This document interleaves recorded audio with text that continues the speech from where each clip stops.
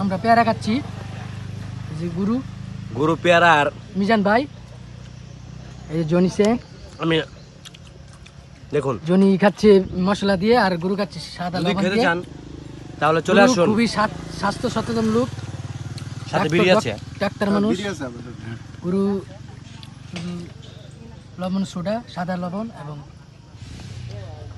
আলি ছাড়া পেয়ারা। আলি সারা পেয়ারা খাচ্ছি। আর আমরা আমরা মাছ বরাবর আলি খাচ্ছি।